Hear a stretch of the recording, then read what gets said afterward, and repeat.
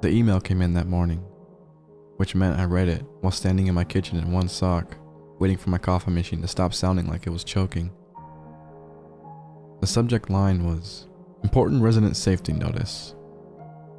That usually meant the elevator was broken again, or someone had left chicken bones in the laundry room sink, or the landlord had discovered a new way to blame us for the mold. But this one was different. "Dear residents, until further notice, please do not use your door viewer / peephole after 9 p.m. If someone knocks after this time, please call the front desk. Do not visually confirm through the peephole. Thank you. The Marwick Residences."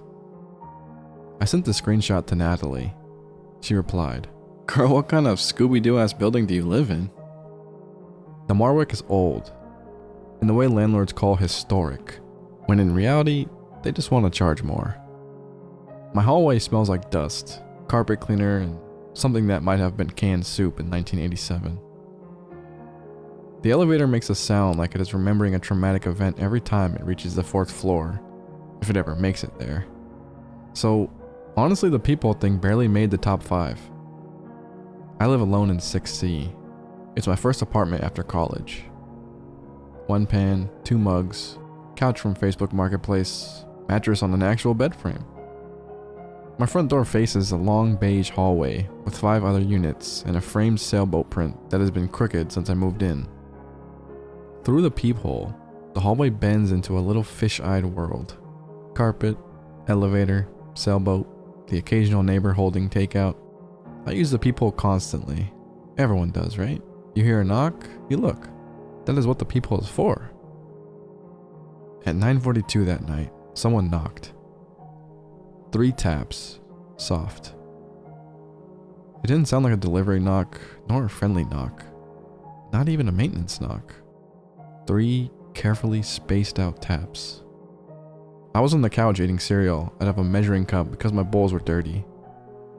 I paused my show and walked to the door with the spoon still in my hand. Then I remembered the email.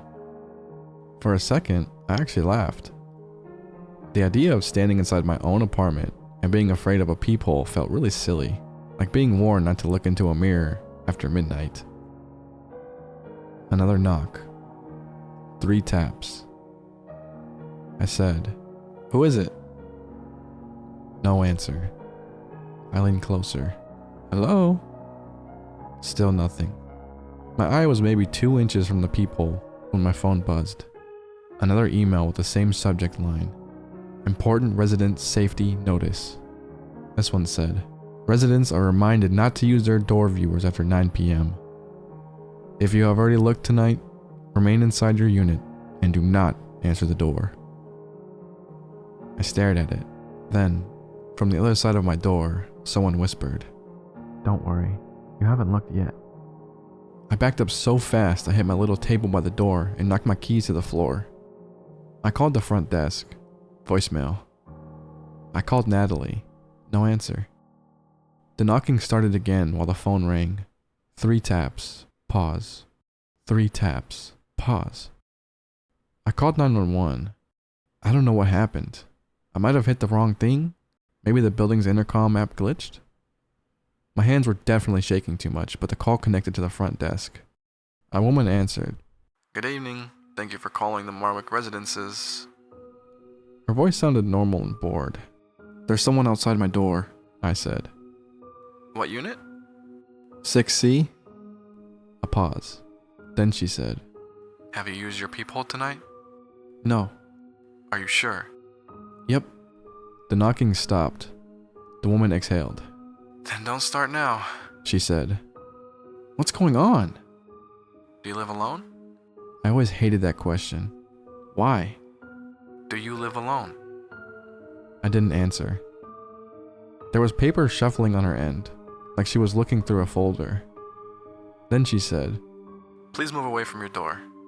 "Who's out there?" "Maintenance has been notified." "At night? It's almost 10. Please move away from your door." "What's the maintenance code?" Silence. Every work order in our building had a code. They used it for everything.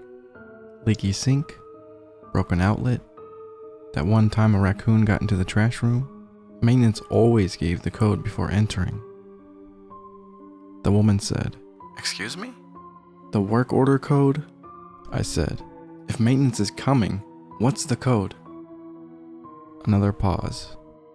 Then she hung up. That was when Natalie called me back. Before I could say anything, she said, "Are you home right now?" "Yeah." "Can you lock your bedroom door?" My stomach dropped. "What? Why?" "Is your bedroom door locked?" "No. Why?" "I need you to listen and try not to freak out. I got pictures from your number." I looked at my phone. Our text thread was open. The last thing I had sent her was the screenshot of the email that morning. "What pictures?" "They look really old," she said. "Like from earlier today. Or yesterday, I don't know. They show you in your room." I turned toward my bedroom. Its door was open. The room was dark, except for the streetlight bleeding through the blinds. "From my room?" My voice rose at the last word.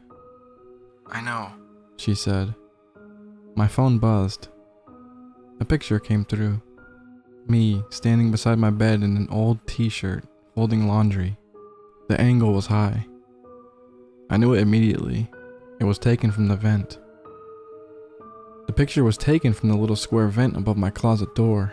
The one that rattled whenever the heat came on. The one I had complained about twice to management. In the picture, I was looking down at a skirt. I had no idea I was being watched. The knock came again. 3 taps. I almost threw the phone. Natalie said, "Marie, don't open the door." "I'm definitely not going to open the door." "Don't look through the peephole either." "I know." "No," she said. I mean, I don't... I think that's how they know." I looked at the door. The peephole was just a small dark dot. Natalie said, "The pictures are old, but the texts you're sending me are live."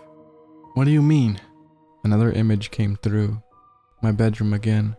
Me asleep, one arm under the pillow. Blanket kicked halfway off because my apartment is always too hot. It was taken from the vent. Below the photo was a message I had not typed. "She's home." I stopped breathing. Outside my door, a man said, "Maintenance." His voice was calm, tired, and slightly irritated. "Ma'am," he said, "we need to come in." I said nothing. He knocked again. 3 taps. "Ma'am, I need you to look through the peephole and confirm it's me." Natalie whispered, "Please don't open it." I pressed the phone to my ear so hard it hurt. The man outside sighed. "Marie," he said, "you live alone. You need to let someone help you." I went cold. Marie isn't on my lease. It isn't on my mailbox. It isn't the name I use for deliveries, or bills, or maintenance requests. It isn't even close to my real name. It's a nickname from college. 3 people call me that, and all 3 of them know better than to say it through a locked door at night. "Marie," he repeated, "open the door." I backed away from the door. That was when I understood the warning. It wasn't because the peephole was specifically dangerous. It was because if you looked through it, whoever was outside could see the light change, or the shadow of your eye, or whatever tiny movement told them someone was on the other side. They weren't warning us not to open the door. They were warning us not to prove we were home. The man on the outside said, "We can hear you." I covered my mouth with my hand. Another man spoke from farther down the hall. "Is she looking?" The first man said, "Not yet." My phone buzzed again. Another picture. This one was not of my bedroom. It was my hallway, my door, the man outside it. He had a toolbox in one hand. Behind him stood 2 other men. One wore a dark hoodie. One had a clipboard.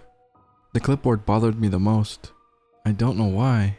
Maybe because it made the whole thing look official. I whispered, "Natalie, could you call the police?" "I did." "When?" 2 minutes ago." "How far?" "I don't know." There was another knock. 3 taps. Then the man said, "Don't make this difficult." The doorknob turned slowly, once to the left, once to the right. Then it stopped. I had locked it, with the deadbolt too. I never loved myself more than I did in that moment. The man outside said, "Good girl," like he was pleased. Then something metal slid into the lock. I ran to the kitchen and grabbed a chair, wedging it under the knob, even though I knew that mostly just worked in the movies. Then I dragged the little table over, then my laundry basket, then the broken floor lamp I kept meaning to throw away. The man outside said, "Marie." I didn't answer. "I know you're scared." I stayed quiet. "That's okay," he said. "Women get scared." My skin went cold. Then he said, "You should have just looked when we knocked." The lock clicked. Not all the way. Just enough. Natalie was crying now. "Marie, get out the window." "I'm on the 6th floor." "Fire escape?" "Other side of the building." "Bedroom window?" "No." I looked toward my bedroom. The vent above the closet was dark. I had never noticed how much it looked like a mouth. My phone buzzed again. Another picture. This one showed my bedroom from the vent. Empty bed, open door, and at the very bottom of the frame, just visible in the hallway mirror, the reflection of a man standing inside my apartment. I turned around. No one. Nothing. Only the hallway. Only the bedroom door. Only the vent. The man outside laughed softly. Then he said through the door, "Check the closet." I am not checking the closet. I am sitting with my back against the kitchen cabinets, typing this with one hand while holding a knife in the other. My hand is shaking so badly that I keep hitting the wrong letters. The police are coming, I think. Natalie is still on the phone, I think. The men in the hallway have stopped knocking. A few minutes ago, something small slid under my door. A photograph. Not digital this time, but printed. I haven't touched it, but I could see it from here. It's a picture of me, sitting exactly where I am sitting now, back against the cabinets, phone in one hand, knife in the other. The angle is from above, from the kitchen vent. I picked it up. On the back, written in black marker, are 6 words. "You locked him in with you."